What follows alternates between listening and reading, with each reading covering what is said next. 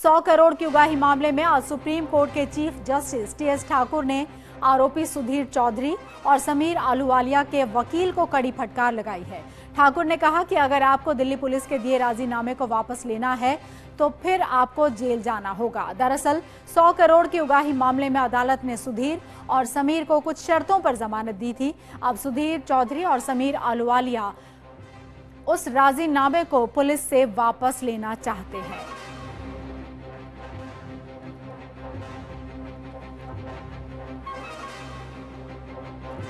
तो बड़ी खबर है इस वक्त की, आपको बता दें 100 करोड़ की उगाही मामले में आज फटकार लगाई गई है।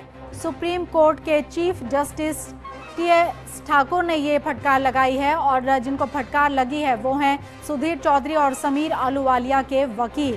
दरअसल टीएस ठाकुर ने कहा ये कि अगर आपको दिल्ली पुलिस के दिए गए राजीनामे को वापस लेना है तो आपको फिर जेल जाना होगा। दरअसल ये 100 करोड़ की उगाही से जुड़ा हुआ मामला है और इस मामले में अदालत ने सुधीर चौधरी और समीर अहलूवालिया को कुछ शर्तों के आधार पर जमानत दी थी।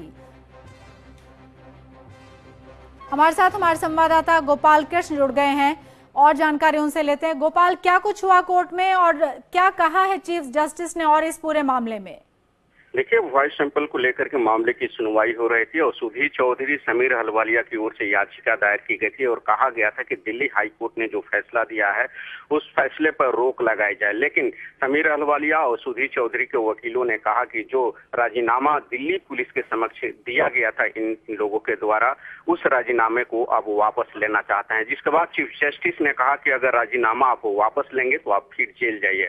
हमें 2 दिन के भीतर बताइए कि क्या जो वॉइस सैंपल के लिए जो शब्द कहे जाने हैं, क्या आप कहेंगे या राजीनामा वापस लेंगे या जेल जाएंगे। तो 2 दिन का समय दिया है सुप्रीम कोर्ट ने। शुक्रवार को फिर इस मामले में सुनवाई होगी। जी, किस तरह का ये झटका है सुधीर चौधरी और समीर अहलूवालिया के लिए, क्योंकि कोर्ट में जिस तरीके से जिरे हुए आप बता रहे हैं कि स्पष्ट तौर पर कोर्ट ने अब सिर्फ 2 दिन का वक्त इन दोनों को दिया है।